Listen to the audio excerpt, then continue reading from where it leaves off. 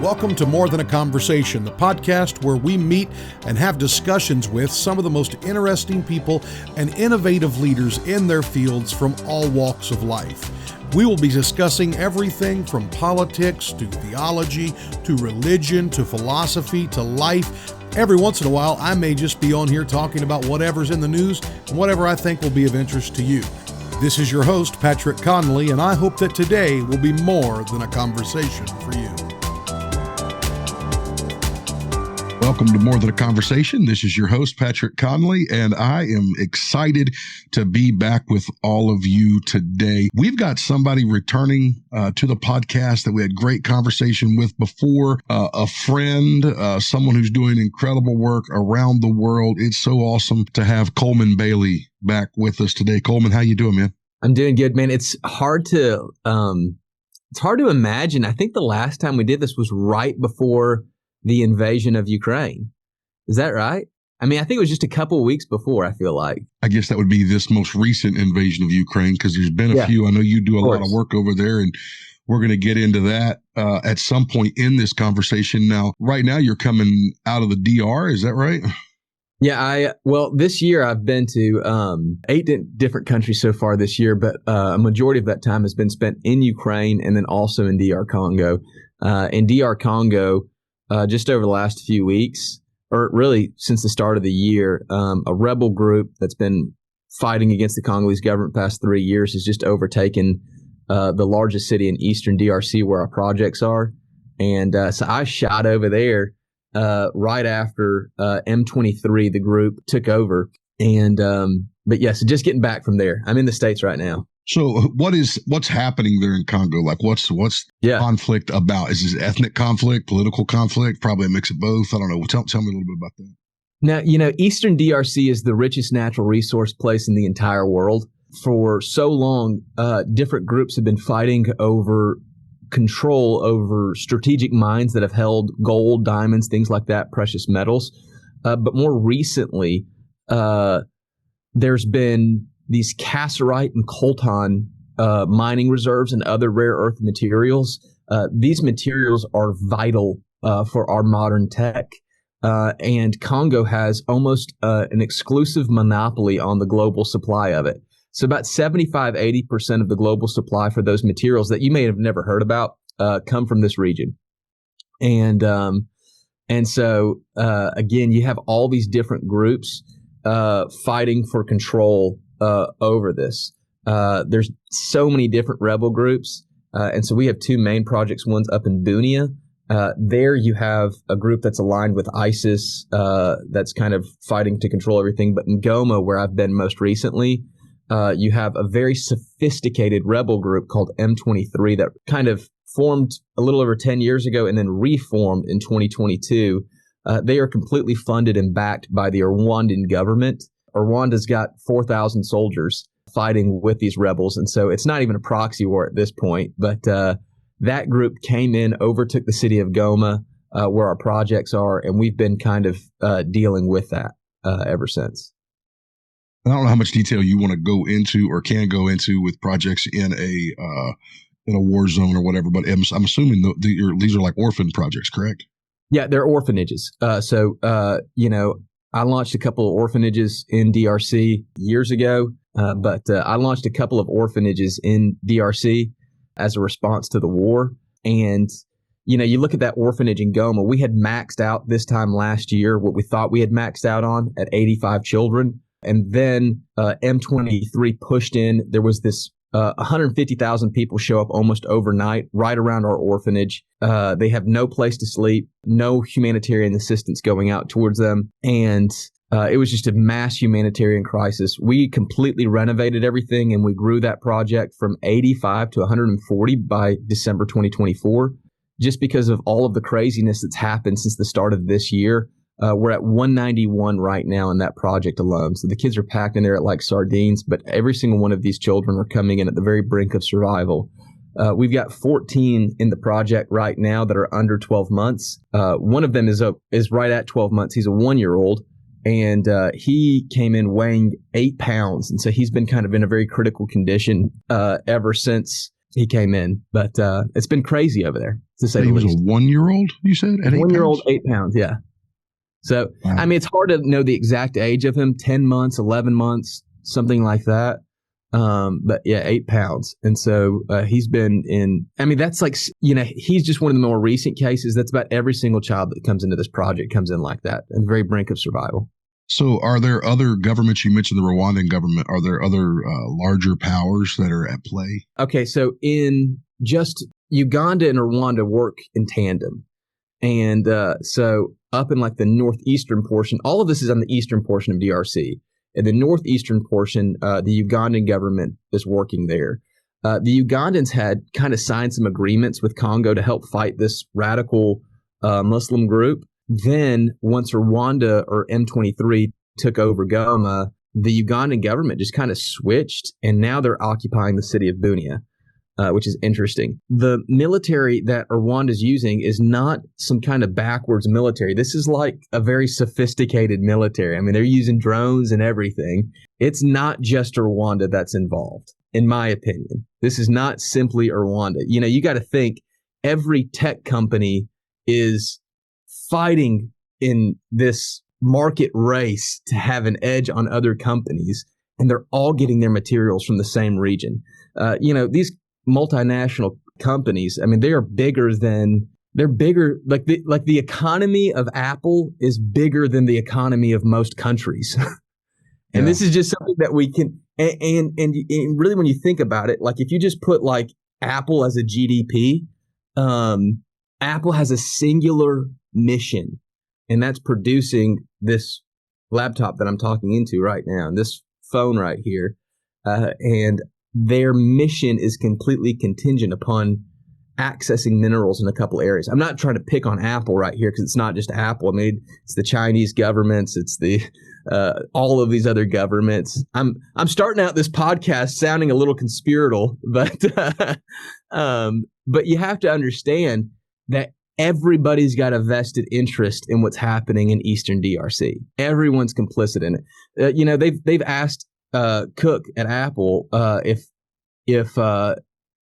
they are getting any of their minerals unethically from Eastern DRC. And there's a great interview on it. You should go watch it. And he just says, we go through all the different processes to make sure all of our minerals are sourced ethically. And you're just like, man, you're just full of it. And all of these other guys. And again, I'm not picking on Apple right now. I don't want to be some kind of anti-Apple guy because it's so many countries and companies, and not just companies, but countries, all trying to access. Eastern DRC is producing about 75-80% of these rare earth materials in the global supply. It's coming from Eastern DRC. It's crazy. And so it would seem, not to be too conspiratorial, but it would seem that if there are not governments that are involving themselves in this, and when I say governments, I don't even just mean, and no offense to Rwanda or Uganda, I mean like global players that are involved in this, then probably these corporations are involving themselves. I would assume either funding somebody, hiring.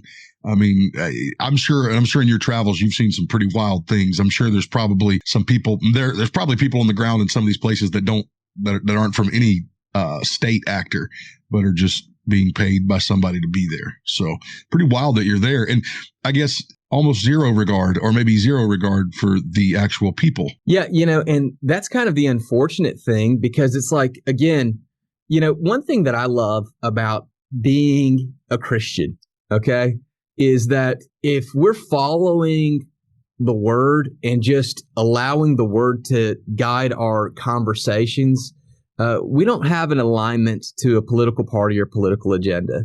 And I think the gospel really allows us to kind of set up and with all governments and be critical of all governments. Here's a crazy thing that Congo did. So again, I'm not just picking on Rwanda right here, but you look at what Congo did. Last year, Congo's losing to M23, the military is. And so what they do is they make a strategic partnership with another rebel group called Wazalendo. Wazalendo comes into the city, and Wazalendo is terrorizing the people. And again, they were allowed free access in the city of Goma, which is over 2 million people. and they're terrorizing the people. And there's so many instances of rape and looting by this Wazalendo. None of the people would move around in the city after 5 p.m. Just because out of fear of what Wazalendo might do. And so, again, the Congolese government aligned themselves with these to fight M23. On January 27th, when the Congolese army fled the city of Goma and abandoned it, they left Wazalendo there. I mean, they weren't going to take Wazalendo with them.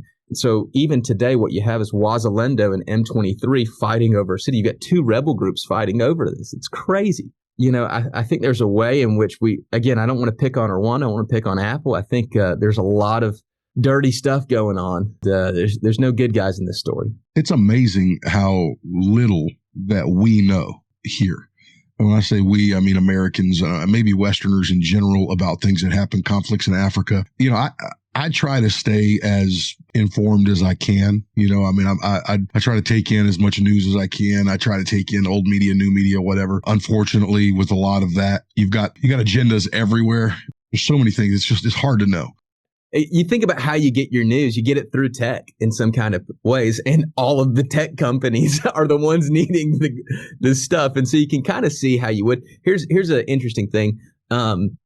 How many people, this war's been going on for just over 2 decades. How many people, Congolese people, do you think have been killed? Like not displaced, but killed in the last 20 plus years? 2 million. Over 5. Wow. Yeah. And so you start thinking about like comparing this to like global stuff, which is never a good thing to do. I'm not a fan of that. You know, people are like, oh, this is suffering here and this is not. Suffering anywhere is evil. But you start comparing that, and then you just think, man, the sheer mass of this that no one's talking about it. It's crazy. You talk about this from the church perspective. Just about 2 weeks ago, this kind of radical Muslim group that's trying to control a lot of the area, they go into a church and they cut off the heads of 70 people. And again, that doesn't really make the news cycle.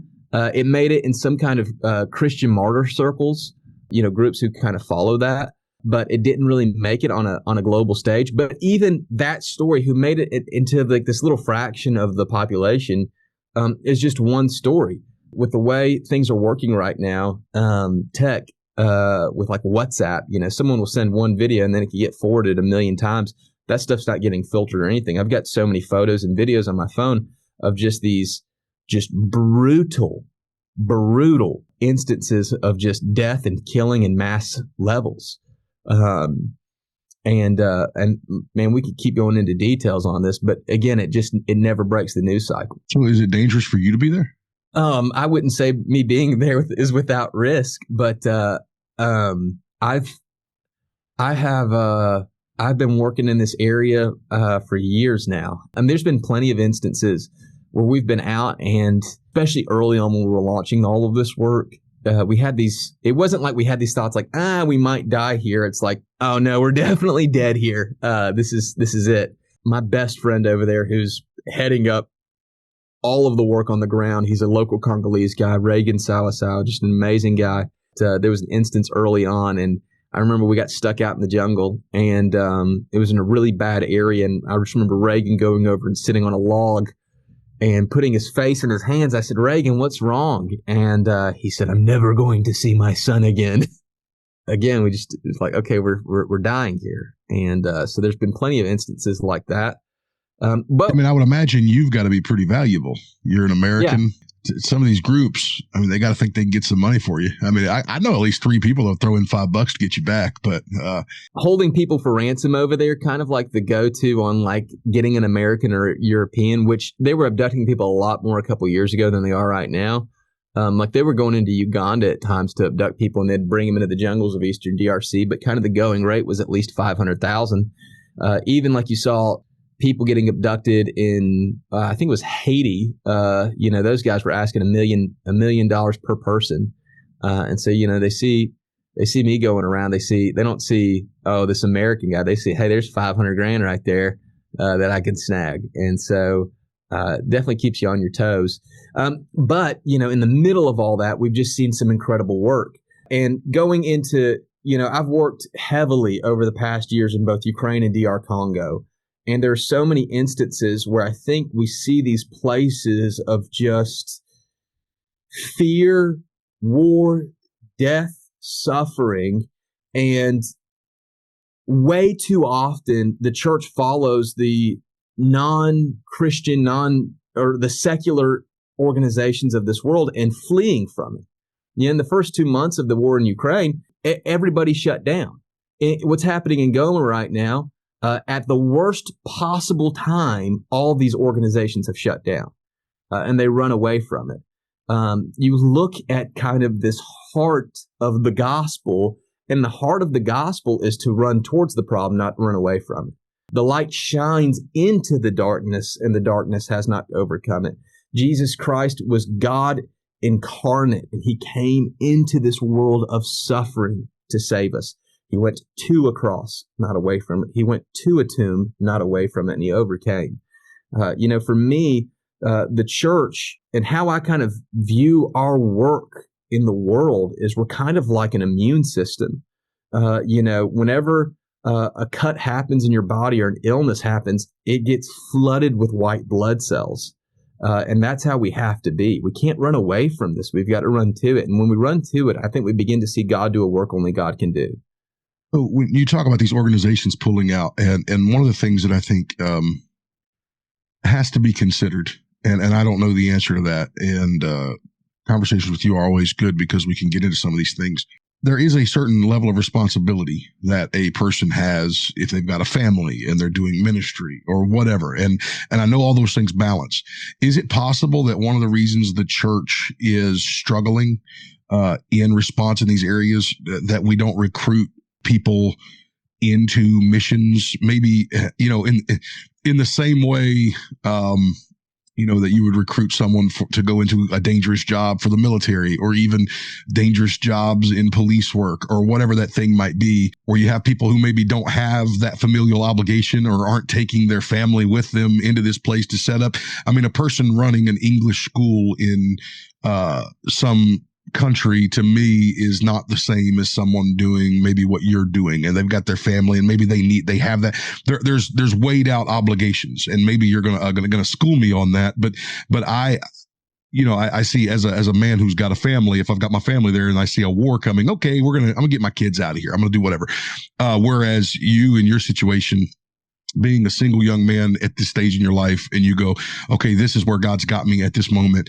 And maybe that changes in the future, but do we need to be recruiting more people, not just to go in and do these peacetime missions, if you will, but to actually do these conflict moments, almost like church deployment, if that makes sense? Is that something we should be thinking about?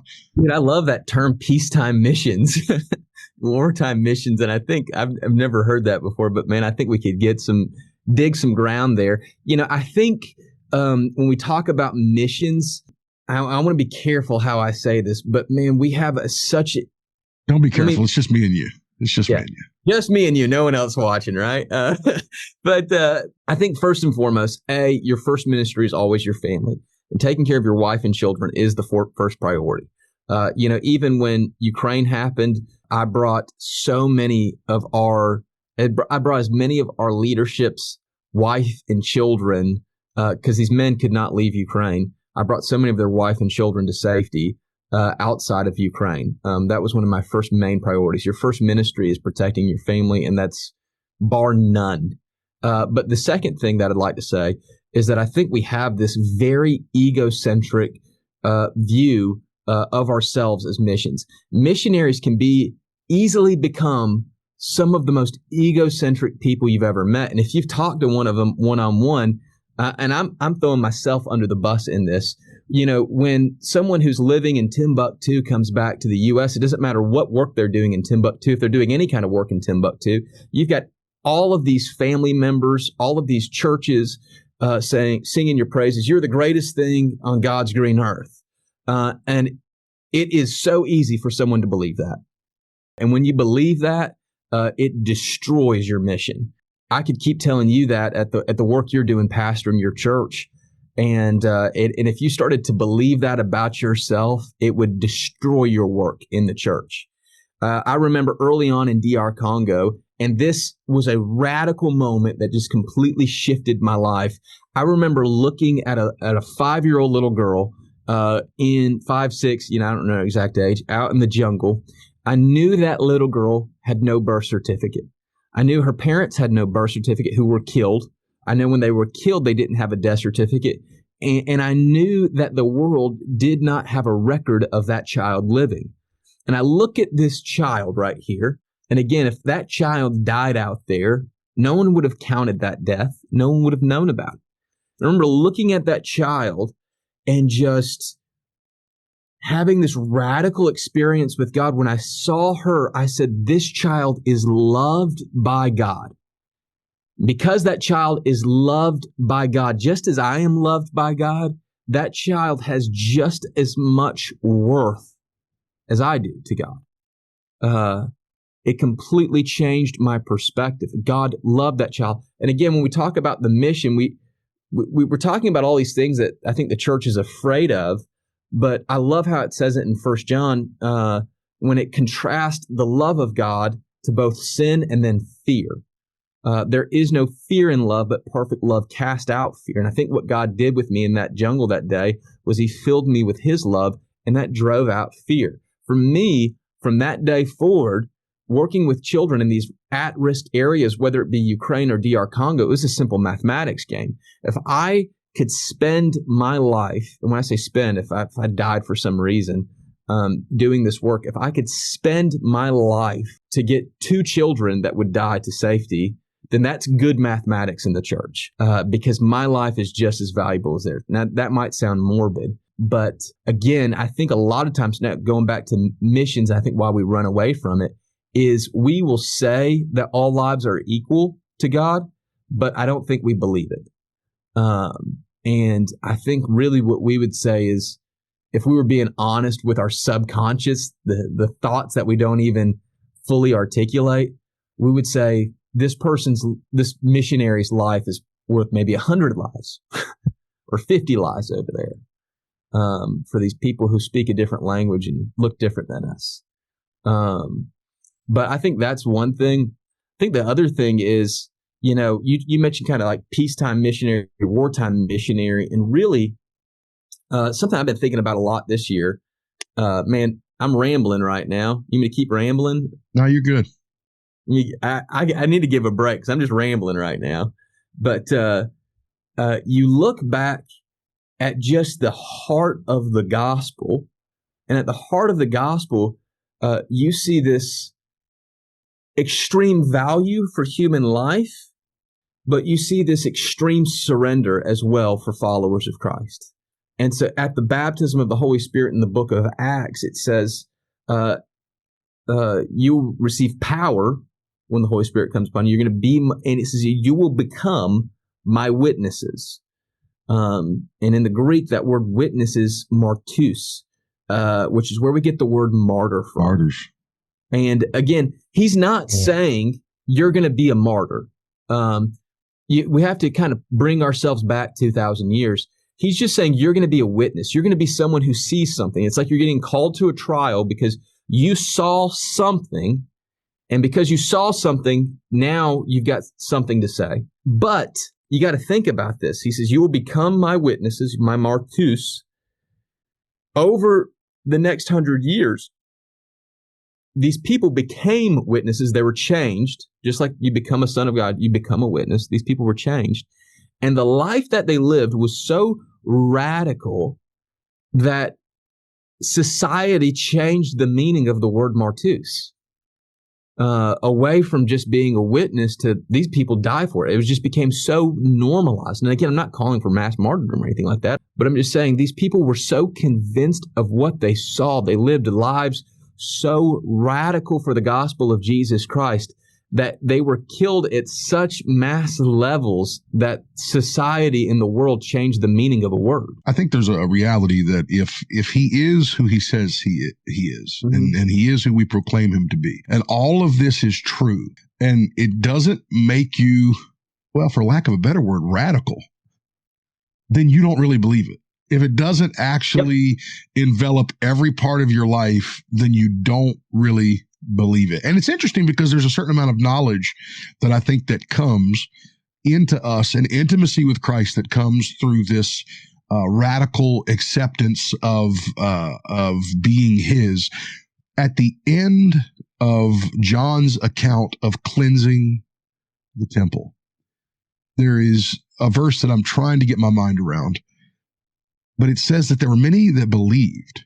They saw His signs and they believed, but it says that Christ did not entrust Himself to them because He knew what was within them.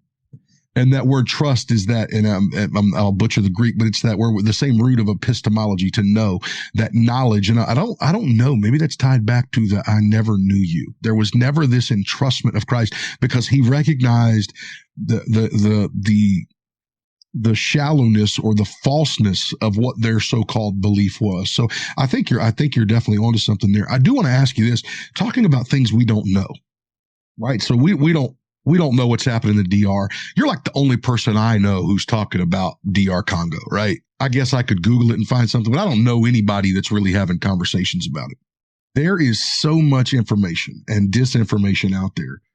Right now, the hot topic is Ukraine and everything that's happening there. How long have you been working in Ukraine? Been working in Ukraine. My first time in Ukraine, I think, was like 2009, 2010.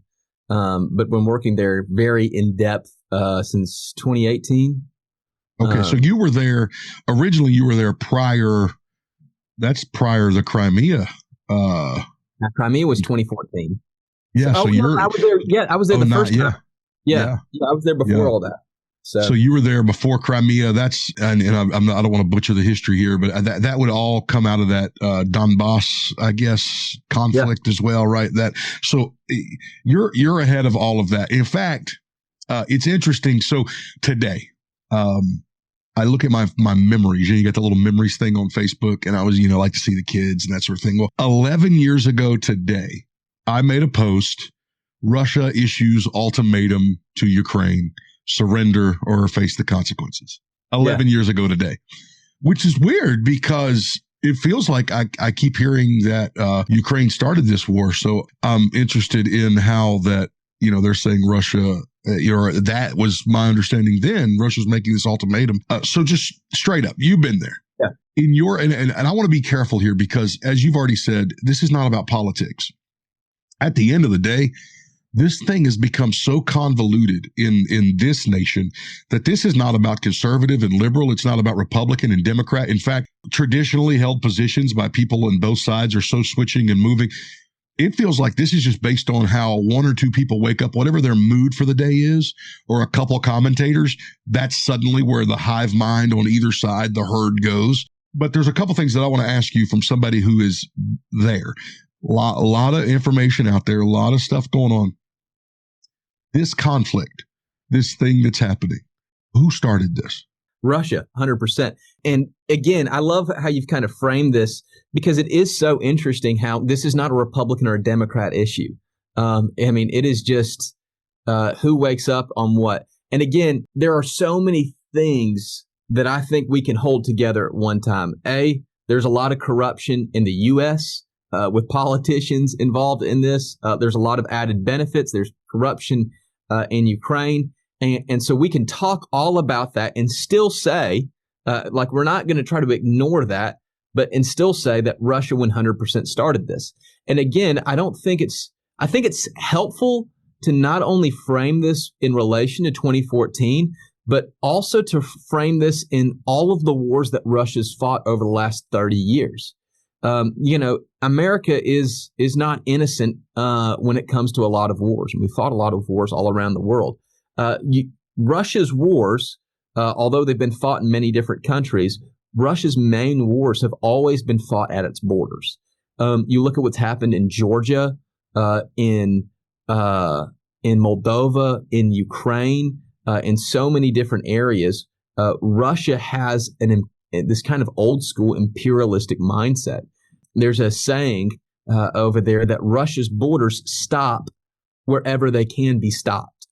And Putin has just this expansionist mindset. Again, you're talking about minerals in Eastern DRC, people fighting over them. You see in the news here recently, Zelensky and Trump trying to sign this minerals deal. Putin also understands that there's a lot of minerals in the area. The earth is very rich. But Putin in Russia 100% started this. I think it is one of the greatest feats of propaganda, global propaganda in the last century, for Russia to convince this many people that Ukraine started this in countries that they have no business in. Is it not weird to you to hear people in the United States government parroting things that are straight up Russian talking points? Yeah, it's mind numbing. This is kind of like the unfortunate thing, because you've got it coming from the top and from the bottom. And what I mean that is that you've got it coming from kind of like your power brokers in the world, but even at this grassroots level. I remember when the invasion of Ukraine first happened, I'm over there. I'm not sleeping at all for months. And I'm getting messages on social media and on my text from people. And some are saying, praying for you, this kind of stuff. But then other people are saying, hey, there's a mass child trafficking ring in Ukraine right now. Russia is exposing that. And there are human sacrifices. And this is coming from hardcore Christian communities, especially charismatic communities. And it's people who don't trust mainstream media, and they're getting their information from alternative sources. But it's Russian propaganda spilled to our communities. I think it's the arrogance of Gnosticism, secret knowledge. Gnosticism, we have knowledge everybody else doesn't have. And I think charismatics and Pentecostals are inclined because something stirs you emotionally, and it's different. You're inclined to believe that you've tapped into some information that everybody else doesn't have, and then they're buying into this stuff. I had someone, this is wild. I had a Church of God member tell me about how the Russians had stopped this Nazi training camp, and it was a Church of God funded orphanage. That's okay. So, and it was a member saying, "See, look," and I'm going, "Wait, bro, that's ours. That's not a Nazi training camp." Let's hit the details of what you just said too, because that's Pilgrim Republic, which was in Mariupol. I was involved in evacuating those children out of Ukraine, and I was involved in. Now we bought a hotel and we renovated and turned it back into a children's home and brought those children back to Ukraine.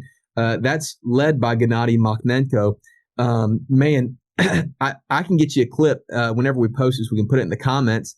But the Russian ambassador to the UN in 2022, after they occupied Mariupol, he got in front of the entire United Nations body and said, we just uncovered a Nazi child training facility. The name of this place is Pilgrim Republic. And I was in shock. I know every single one of these kids by name. These are some of the most great, innocent children you've ever met, some of the most kind, loving children you've ever met. And that man, he didn't just say that to this grassroots propaganda wing. He said that in the UN body. And so many people believed it. You mentioned Gennady, and he is also a Church of God minister. You are a Church of God minister. This audience is a lot bigger than just Church of God people, but is it frustrating to see, I've got you saying one thing, you've got Gennady saying one thing, but to see so many people within our own denominational tribe parroting absolute falsehoods when people who are on the ground are saying, no, it's not like that. Yeah. And again, I think what you said earlier is that we can take one seed of something and take it, encapsulate it in this emotional baggage, and we can run with it to a conclusion. And again, so I think it's completely okay to criticize so many different things. Absolutely. For me, I believe that Biden wanted a long war. Biden didn't want a short war. I don't think Biden particularly cared if Russia won or if Ukraine won. I just think Biden, this is my opinion, Biden just wanted a long war. Why did he want a long war? Because it's completely destroying Russia and it's completely building up U.S. interests with the military industrial complex and also our natural resources. I believe we blew up the Nord Stream pipeline. And so, it's completely okay to criticize that. It's completely okay to criticize Zelensky and some of the stuff he's done. But you can do that without believing that Ukraine started this war and is all of this craziness that's being said here lately. You can hold those two truths together. And to say something, I mean, there's so many different people right now. And again, it's amazing how effective this propaganda machine has been. But there's so many different people now that are believing that somehow Ukraine started this, which is insane. You mentioned Zelensky, hot topic here. People, a lot of people have opinions. People, I'm just going to ask you some stuff that are things that are in the media here, and okay, Zelensky's a Nazi. What do you say to that? Right now, the people who are so against funding Ukraine is this strong branch of conservative Republicans. And it's amazing how they can't see the irony that the same groups that were calling Trump a Nazi are calling Zelensky a Nazi. Zelensky is a Jew, first and foremost. And I think to compare him to a Nazi, I think that's kind of nonsensical. But again, wasn't he a family that died in the Holocaust or something like that, I believe? Sure. Yeah. That's one thing that we don't talk about as well is how much the Holocaust affected Ukraine. That hotel that we bought that we turned into a children's home, we just bought another piece of land and we're going to build a church on it. That piece of land, if you go to Auschwitz and you look at the map, it shows you that the Holocaust did not just happen in Auschwitz, it happened all over. And there were all of these genocidal events, and those happened all over Ukraine from the Germans. A lot of times, historians will point to certain people in Ukraine as being Nazis because they aligned themselves with Germans. And there was this mass push in Western Ukraine that whoever was in power, whether it was the Soviet Union or whatever it was the Germans, they were aligning themselves with the other power. They were fighting for their own independence. And so as the Germans would eventually lose World War II, you had a bunch of Ukrainians aligning themselves with the Germans in Western Ukraine. And again, this was not to be controlled by Germany. In my opinion, this was for them to have their own independence. There's always been this mindset for the last century, especially in Western Ukraine, that Ukraine is independent. It was also in Eastern Ukraine up until the Holodomor, which most people, again, you talk about these things that no one really talks about, but the Holodomor was a forced famine that Stalin did that killed millions in Eastern Ukraine. Stalin didn't want to just kill farmers over there who were seen as like a middle class, an independent middle class. He didn't want to just kill them. He wanted to destroy them mentally, physically, emotionally, and did a forced famine that killed millions. They sent soldiers over to take the seeds out of people's houses, the foods out of their houses, to not just kill them, but to torture them in the process. There's always been this mindset from Ukraine that Ukraine is independent. That's not just something that happened at the fall of the Soviet Union. Putin as a defender of Christian values. That one's interesting because, you do have some sense where Putin has worked. It's kind of weird. Like, Putin aligned himself with Assad, who killed so many different people, but Assad protected Christian minorities over there. Putin has aligned himself with the Orthodox Church now, which is just a propaganda machine for him. But certain values on family and marriage that are much aligned with Christianity. But again, at the same time, we're not saying, you can hold those things, Putin aligning himself with that, but then also Putin launched an unwarranted invasion against a people, killing hundreds of thousands of innocent civilians and children. And so, not just fighting a war, but trying to terrorize the population. All the cruise missiles that are going into Ukraine right now, not all of them, but most of them are going at the energy grid to destroy the energy infrastructure of Ukraine in the middle of a cold winter to break the will of people. It's attacking a civilian population. We had a children's home in eastern Ukraine. It wasn't hit by artillery. It was hit by a cruise missile. It was not an indiscriminate firing. It was a target. The Russian government targeted a children's home. Yes, with a cruise missile. This is not a cruise missile. You can stick a microwave on top of a building and hit that. I mean, it's precise. They completely destroyed a children's home of it. They've attacked hospitals. They've gone after all of the civilian infrastructure. And again, it's amazing to me how quickly we can forget the just. Okay, so I got to push back though, because these same accusations are made against the Israelis, and the Israelis are often attacking hospitals or buildings where Hamas is using them. Look at this. Do you have firsthand knowledge that would help us understand that these are inexcusable attacks upon civilians? I'm not saying any attack upon civilians is excusable, but do you understand what I'm saying? I don't. Yeah. Because somebody that's listening to this is going to make the Hamas-Israel defense. Yeah, this is a great thing that you're bringing up right now, because if you look at the casualty rates, urban warfare is brutal anywhere. We just had urban warfare in the city of Goma. Urban warfare is brutal, and a lot of innocent lives die in urban warfare anywhere in the world.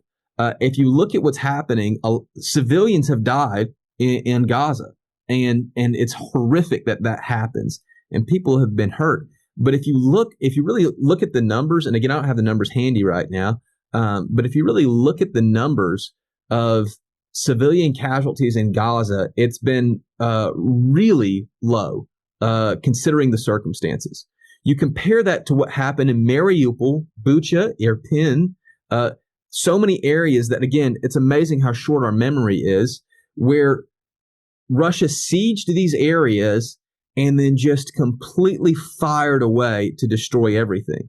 Gennady's adopted daughter was in an apartment building. There was a video that went around of a tank just spinning around, just firing indiscriminately in the city. One of those shots went into her apartment and killed her. Great friend of mine, my best friend there, his brother was in Mariupol. You know, they're all hiding in basements. He goes out to get some water. Bomb just kind of blows up right beside him and kills him right there. So many civilians died just because of just this, we will destroy everything in our way.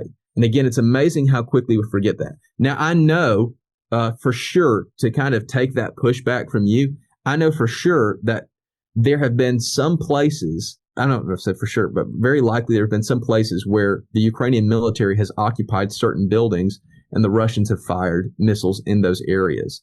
But that you can hold that truth right there while also holding this truth of what indefensibly happened in Irpin, Bucha, Mariupol, and so many other places, where just thousands and thousands and thousands of civilians were killed. So you're a guy who's operated in several war zones. You've been operating in war zones for years. You've been among conflict. Is it safe to say, or would you characterize what's happening in Ukraine and Russia as would you characterize what's happening? I'm trying to think of the right way to ask the question, but it sounds like you're saying this is not purely a military versus military conflict, but that what Russia is doing is literally destroying, you use the words anyone, everyone in everything in its path. Are you saying that you feel like what's happening there is just as criminal and wrong as what's happening in places where there's genocide happening in other places, that sort of thing? Or like because what's being presented here is that this is some sort of bilateral conflict, two opposing powers. They're entrenched on some lines. What you're describing is not what we're hearing here, and is not what many of my friends and people I care about think is happening. They think that we've got World War, hopefully not World War III, but they think we've got a World War II style conflict, trench lines, battlefields, that sort of thing. But it sounds like you're describing a Russian army just coming in and destroying urban areas, indiscriminately killing and maybe even targeting civilians. Well, help me characterize this. And that happened in World War II. You specifically look at like a lot of the fights between the Germans and the Soviet Union. Stalingrad was sieged and the whole place was completely obliterated. They were trying to destroy the will of people. And so I don't know if you can necessarily contrast those two. But then also, I think the objectives of Russia has changed. Russia, and you can see this just by looking at their military strategy, they try to do almost like going back to World War II, a blitzkrieg style event where they just tried to cut the head off the snake and go right at Kiev at the beginning. They tried to have a very fast war. And when they did that, they were absolutely brutal in everything they did. They sieged Mariupol and then just, destroyed that city of 450,000 people, killing just countless civilian lives.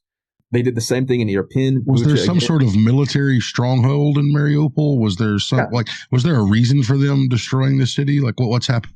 Mariupol was taken over in 2014 and then fought back and regained.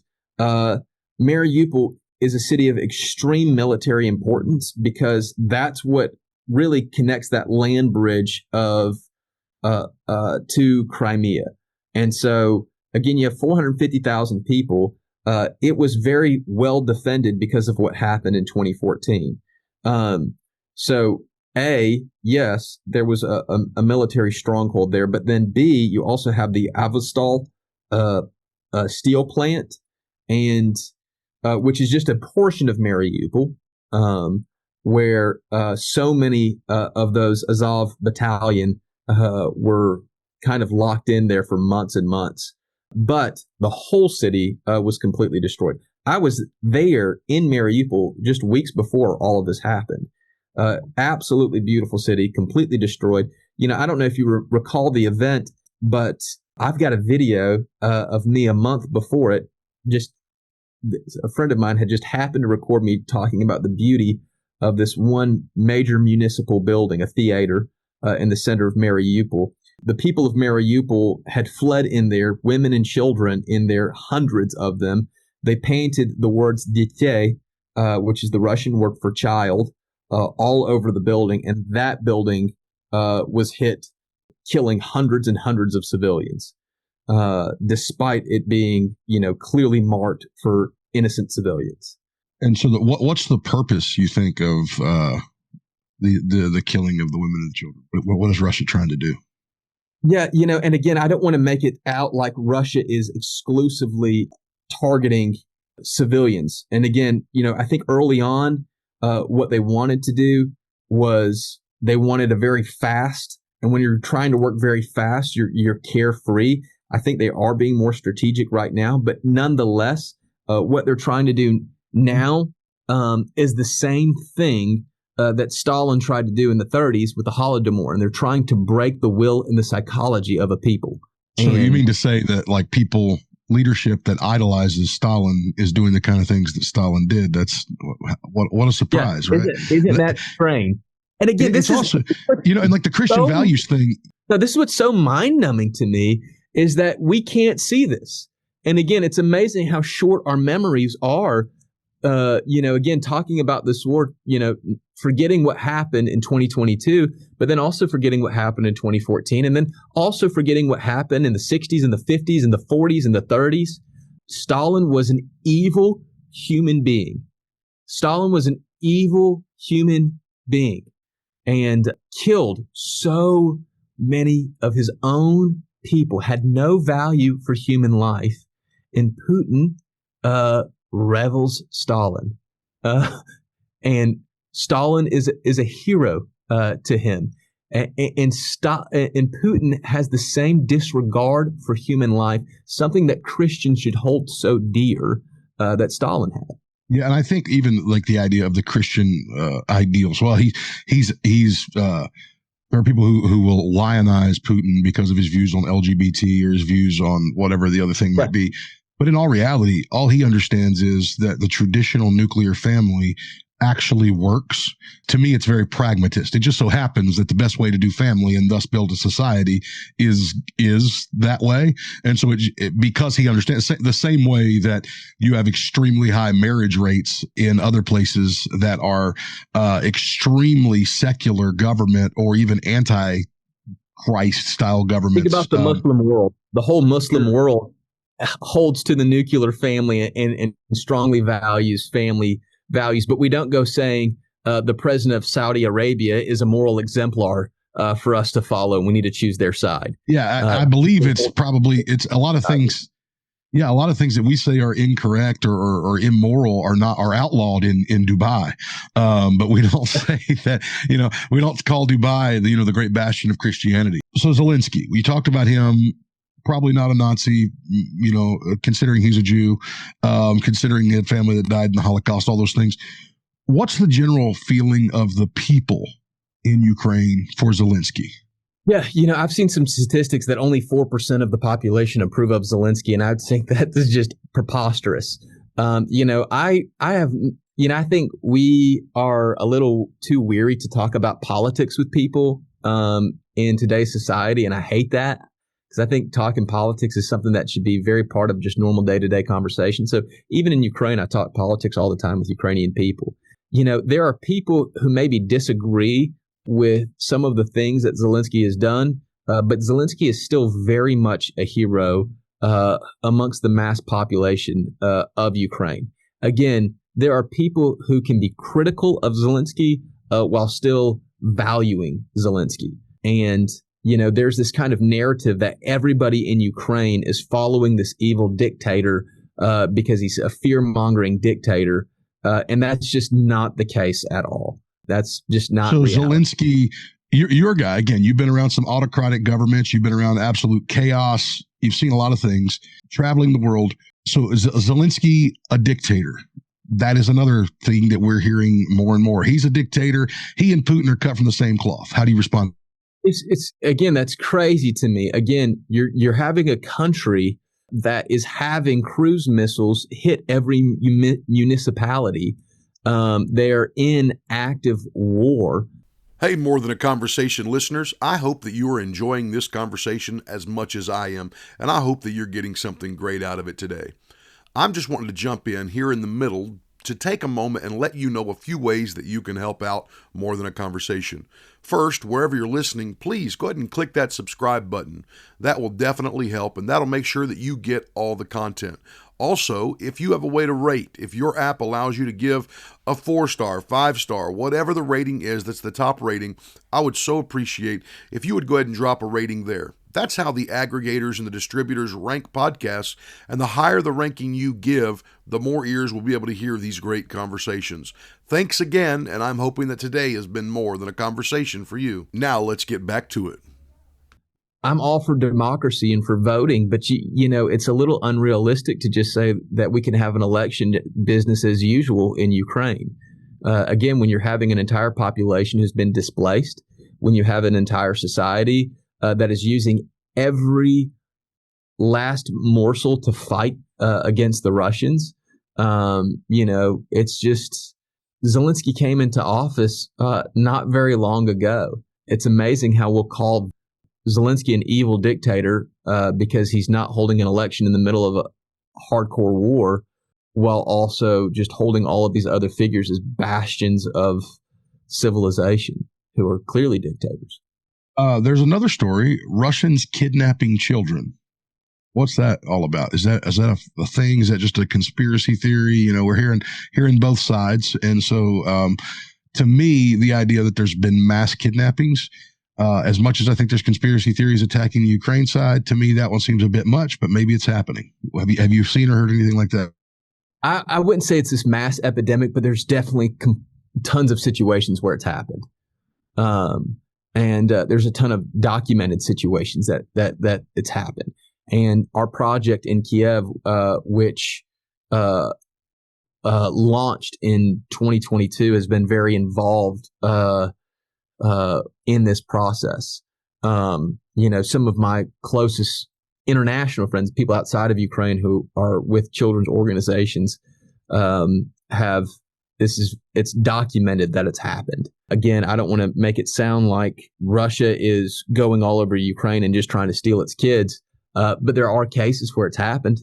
And again, I think there's, to make it seem like it's part of their nature and their mission and their objective to abduct children. I don't know if that's necessarily the case, but there are plenty of innocent children who were taken into Russia separated from families.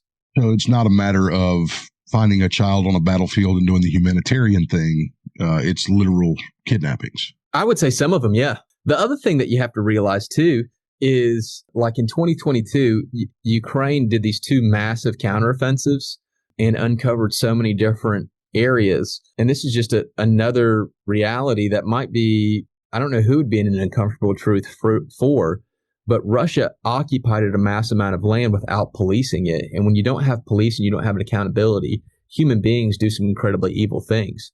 And, when Ukraine fought back and uncovered so many of these areas, there were so many cases of vulnerable children, orphaned and vulnerable children, who had just horrific things done to them under Russian occupation, some of it by Russians and some of it by a population who was not policed. There's another story, in fact, just along those same lines, that somehow Zelensky and his government are capitalizing on displaced and orphaned children for human trafficking purposes. That's something that's happening again, and I feel like that's now become a story that gets thrown out everywhere. And there is human trafficking, obviously. Is that another one of the Zelensky's and Nazi things, or do you have any reason to believe that there's something like that?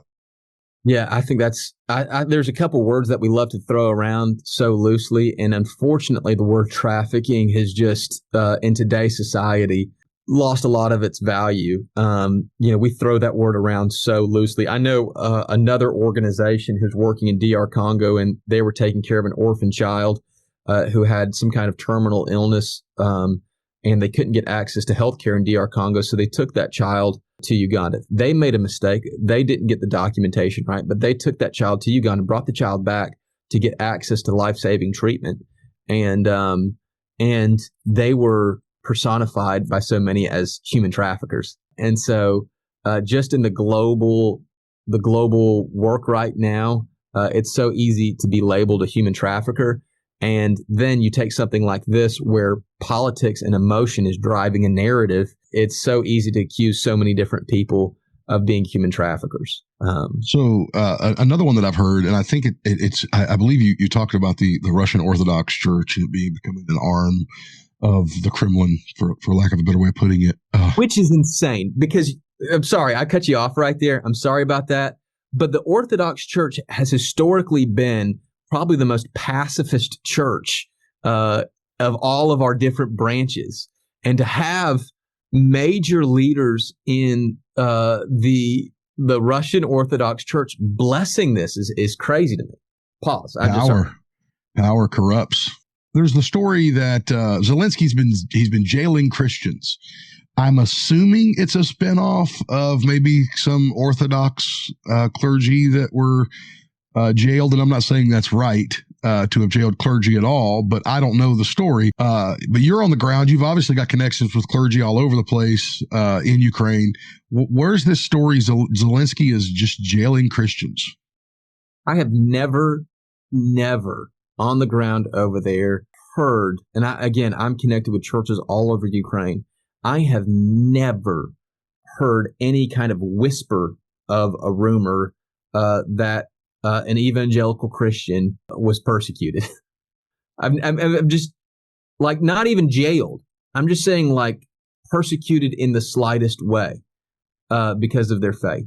I've never heard anything. So they're not anti-evangelical Christian. Not in the slightest. And especially you look at the evangelical church. The evangelical church did a humanitarian work in Ukraine when nobody else was doing a work there. So many other organizations, in my opinion, failed in dealing with the humanitarian crisis in Ukraine while the evangelical church stood up. The evangelical church in Ukraine has been heroes in Ukraine, and the Ukrainian government knows this very well and celebrates that. I'm telling you, I've never heard even a whisper of a rumor of an evangelical Christian being prosecuted there. I think what we're getting some of that kind of imprisonment language is, I'm sure that the Ukrainian Orthodox Church split from the Russian Orthodox Church, and you have Orthodox churches that are aligning themselves with Moscow. This is before 2022, and you have those who view themselves as independent of Moscow. And I'm sure there were instances where the Ukrainian government was imprisoning Orthodox religious leaders, some of which were probably working for the best interests of the Russians, but also there could have been some overreach there. I'm not going to, Sure, I don't know. And it likely was. I mean, you're in a war, and I'm not saying that's why I'm saying I wouldn't even agree if it's over what a minister says or over what his views are. Now, if he's actively working as a gathering intelligence for the Russians or something, I understand why the Ukrainians would put him in prison. The other thing I think is important: you can say something and it can be factual, but not necessarily displaying the truth. And that could be theoretically, you could have Russian soldiers and imprison them. And then someone go, well, they're imprisoning Christians. Well, they could have been Christian soldiers. Who knows what that means? But I think a lot of things have just gotten so twisted lately in some of that. Let me ask you another one. Help me understand the idea of, all these people in these invaded areas, they actually support Russia. They actually want to be Russian. They are separatists, and they don't like Zelensky. You've already covered that one, that he's actually pretty popular there. But they all actually just want to be Russian. Let's let them go because they've not been invaded. They're being set free. I don't want to say that everyone's like Zelensky is our hero, but there's not this antagonism towards Zelensky. The Ukrainian people are proud of Zelensky, but they can also, you can be proud of the work that Donald Trump's doing as a voter of Donald Trump, while also critiquing him and disagreeing with him. And I think you see that in Ukraine. You have people who they respect Zelensky as their leader, while also you can criticize some of the things that he's done. Going back, what was your question again specifically on that?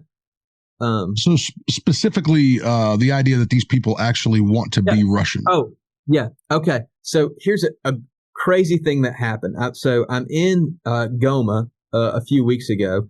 This is after M23 overtook the city of 2+ million people. They've completely taken it over. These people have nowhere to evacuate. The Ukrainians, many of them evacuated. In the first couple of months, you had 5 million people leave Ukraine. Congolese people don't have that same luxury. They're staying in Goma. One day I'm there, and all of these M23 soldiers go by with these megaphones. What do we call that? I don't know. But going around, megaphone's not the word, but going around public address systems, PAs, saying tomorrow everybody is going to be at the stadium, saying it in a very threatening tone. And again, these people just watched a lot of death and hardline stuff happening. So the stadium is massively packed. Outside of the stadium, you can't even get into it. I wasn't there, but all of my people were over there. People who don't necessarily support M23, for or against it, but everybody was there. And then this video got taken, put everywhere, and say, you see, the people of Goma love M23. Well, I'm sure there's some people who love M23. I'm sure there's some people who hate M23, but I guarantee you, everyone who cared about their life was in that building that day. And so these people who are now living in Russian occupied areas, these people are trying to survive. And I think there's very much a situation. And I've known of some people who are living in Russian occupied areas, and they're just saying, hey, look, this is reality. We're moving on with reality. If you remember back to 2022, there was this kind of like this early on logic that Putin, he had all of this military equipment set up just north of Kiev that was set up in kind of like a victory parade formation. And he believed that as he did that blitzkrieg style event, the Ukrainian people just loved Putin in Russia, and that they would turn and support, and then that they would have this big military parade going through the city. Again, it's amazing how quickly we forget that. That didn't happen. And the people of Ukraine just fought so harshly against the Russians. One thing that I'll say is that I've worked all over Ukraine. Western, Central, and Eastern Ukraine are 3 completely different cultures. And I will say that from my experience, the most patriotic Ukrainians, who are the quickest and most willing to give their life for the country of Ukraine to be sovereign and independent, are the Russian-speaking Ukrainians of the East. Those are the most patriotic people I've met. A lot of times the people of Lviv get that descriptor, but and those people are very patriotic. But the people I've seen that are the most patriotic are the Russian-speaking Ukrainians of the East. So it's literally the people who are the ones who we are being told would be most in support of Russia are the ones who you're saying are the most desiring to be Ukrainian. Yeah. Now, here's something that's so interesting in the evangelical church. And I think understanding the differences of the evangelical church in Ukraine can help us give insight to the people of Ukraine. Again, Western and Eastern Ukraine, completely different cultures. The evangelical church of Western Ukraine is very traditional, very conservative. Women cover their hair. They sing, the hymn book kind of style. And it's a bending, in my opinion, of the Orthodox Church. The Orthodox Church, which dominated Ukraine for so long, and the evangelical church is a bending of that culture. It's holding on to some of those cultural values of the Orthodox Church and expressing it in an evangelical tone. The Eastern churches, evangelical churches, completely different. It's like you're in modern church, American church with, they're trying to get LEDs up and they're singing Hillsong and things like that. It's a breaking from the Orthodox Church. And in my opinion, that kind of helps you understand the cultural mindset of Eastern Ukrainians.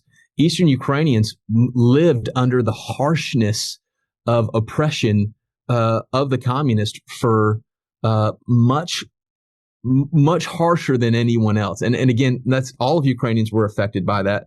But the Eastern ones, they know that very, very well. It's very at the forefront of their memory.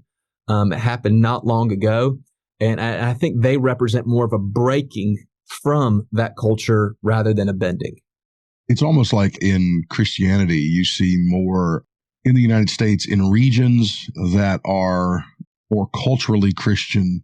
You see less motivated Christians, less zealous Christians, less, but if you go somewhere, you find an evangelical in a region that is dominated by by secularism. You know what I mean? You down here in the Southeast, we're Christian, but it's not that big of a thing because it's culture. That's interesting that you kind of see that same context. It's like being on the edge of conflict brings out the purity of the faith. One of my best friends, he got hired on at a church up in Minnesota, and I asked him how it was going. He said, it's pretty funny. He said, everyone who's going to church is going here because they want to be here. And in the South, sometimes, you're there because the culture has you there. So you're right. If you had anything that you could say to Americans, to believers, to let's say primarily believers, but let's at least say conservatives in the States about the situation that's happening in Ukraine right now. Actually, you know what? Before we do that, I'll let you sit on that wrap up. Have you seen the video of Zelensky, Trump, and JD Vance in the Oval Office? Have you seen that? Yeah, that of course. Let me get your thoughts. Okay, yeah, that's great. I would love to share my thoughts on that. Because again, I think we can criticize so many different people at the same time. And again, I think we are so drawn to pick one side or the other and live in an either or world, and we can criticize both and. And so, just a couple of quick hits from my thoughts on that meeting is, again, you can hold multiple truths together at the same time. I think Trump and Vance were trying to elicit an emotional response from Zelensky. And you even heard Trump say this, that in these heated conversations, you can kind of find truth. And so I think Trump was trying to elicit an emotional response and kind of prodding him. Now, I think Zelensky made a horrible political move in his response. He took the bait and looked like a complete buffoon on the world stage. I support my ministries from churches. I raise support from churches. Now, could you imagine if I, disagreed with the way you were raising a family or something like that, Patrick, and I go to your church and you bring me in to raise money, and then when I get up on the pulpit to have my 5 minutes to ask your congregation for donations, I just start saying, man, Patrick is really jacking up his family or something like that. Like, that's just not the time and the place. And Zelensky just made a horrible political move, in my opinion, and started trying to have this open debate. You do that behind closed doors. If you look at so many of the stuff that Zelensky was saying, Zelensky was correct, but you can say the right thing at the wrong time. And I think that's what Zelensky did. I think Zelensky has took a European mindset that has this very egotistical, I'm right, and I need to tell everybody I'm right. And he needs to get rid of that. But a lot of the stuff he was saying is right. One thing that I'm kind of struggling with, this mineral rights deal, Trump is right. It ties you economically together, and economically implies defense. My hope would be that America does not just align itself with, in that kind of American first mentality, which I think is great. Having that America first mentality, I would hope that our foreign policy is not just about what benefits America economically the best, but also aligning ourselves with the cultural values and moral values that we have. This is something that Reagan was involved in so many different foreign affairs, but Reagan was constantly pushing regimes and governments and aligning ourselves with people who share the same moral values and principles. Alignment by values, not just economics. Yeah, absolutely. Absolutely. Yeah, that I think we have to understand about Ukraine and the global side of things. Right now, one of the most important terms that's going on in this narrative is the word negotiation. There's got to be negotiations and peace negotiations. There has to be negotiations. And if you're European, if you're American, everyone outside of Ukraine thinks that the Ukrainian people are trying to negotiate, okay, whose land is who right now? And what security details do we have? And I'm sure Zelensky and Putin and all of the powers that be over there are discussing these matters. But when you use the word negotiations and you're talking to the Ukrainian people, the negotiations is not on where the border stops. The negotiation is centered, okay, is Putin going to The Hague or not? That's the negotiation. It's not a negotiation of land. It's a negotiation of justice and how justice is going to get enacted. So many innocent civilians, children, have had their lives destroyed. So many innocent civilians have died, and there needs to be justice for this. And for the Ukrainian people, I'm not talking about the politics right now, but the Ukrainian people, I think their first thought when they use the word negotiations is to what level of justice is this going to be enacted? It's not about where's this border going to stop. In my opinion, I think the Ukrainian people would be content, not content necessarily, but they would be willing to continue to fight while losing insurmountable amount of human soldier lives, men, while also slowly losing land if they were able to fight for justice. The Ukrainian fight is a fight. We use these fight for freedom a lot of times. That's been a tagline for us to get involved in way too many wars. But the Ukrainian fight is a fight for self-determination as a country. And but more than that, it's a fight for justice. The Ukrainian people every single day have seen photos and videos of babies being pulled out of the rubble. How can you talk about a land negotiation while also holding that when justice is not held in that conversation? Absolutely. And whether or not there will be some sort of justice, i.e. the Nuremberg trials or something, I don't know that I'm holding my breath for that. If I'm honest, I'm not. There's no reality in which that happens, in my opinion. But the Ukrainian people, that's where they're at. And I think a lot of times we have believe this misinformation that if the U.S. closes its aid tap to Ukraine, the Ukrainian people are going to stop fighting. I'll tell you, the Ukrainian people today, they're tired, they're broken. But if the Ukrainian people have to fight with shovels and picks, they're going to fight with shovels and picks. Those people are very focused right now. So what would you say? going back to that wrap-up question, what would you say to Christians, conservatives, to Americans in general, as a guy who's got a vested interest in the people? Yeah. You don't have political connection. You don't have economic gain going on. If anything, you're investing there with no return other than kingdom of heaven return. Yeah. What would you say to us? What do we need to know that we don't know? I think there's quite a few different things that you can say. I think you can say, I support the Ukrainian people without supporting Zelensky. I think you can say that I support the Russian people without supporting Putin. And I think for any Christian to say that Putin's a good guy, I think is just completely outside of reality. But the Christian church we can hold together complex beliefs. I don't want to get on this podcast and say that the U.S. government needs to be giving military aid to Ukraine. That's not my voice as a minister of the gospel of Jesus Christ. My voice as a minister of the gospel of Jesus Christ is to promote peace, life, to pray for peace. One thing that I think Trump said that was great kind of early on was, he had that famous line, I just want people to stop dying. And I think we can hold to that. I want people to stop dying. I want a peaceful solution. And the Christian church needs to be praying for peace. We need to not fall into this bifurcation that society wants to put on us and follow all of these emotional appeals. As a church, we need to pray for peace. We need to pray for the evangelical church, pray for the church at large, and that the kingdom of God would continue to grow. In the meantime, we need to support the church in this hard time. Right now it's amazing. Early on in the war, I had everybody wanting to, send financial support to us to support our work there. Now it's almost like a lot of churches don't want me to talk about Ukraine just because it's a political conversation. I think that's crazy.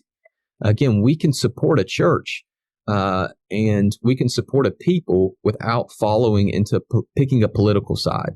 And for the Christian church, we need to be focused on the kingdom of God, and the kingdom of God transcends borders. And we need to be supporting, praying, and believing, and holding those people together with love. Absolutely, man. Thank you so much for taking time to hop on here and converse with me today. I do so appreciate it. Thank you for helping bring some clarity to some of this stuff. Man, I hope it helps. So. Absolutely. And to everyone else, I hope that today has been more than a conversation for you. Thanks again for being part of More Than a Conversation today. If you'd like more content like this, check out my blog at www.pastorconley.com. That's PastorConley.com. Again, that's PastorConley.com. I'd also love to see you join us in worship at Garden Sanctuary. If you're ever in Rock Hill, South Carolina, or the greater Charlotte area, we'd love to have you stop by and worship with us. Check us out at www.gardensanctuary.org. That's gardensanctuary.org. Until next time, I hope this has been more than a conversation.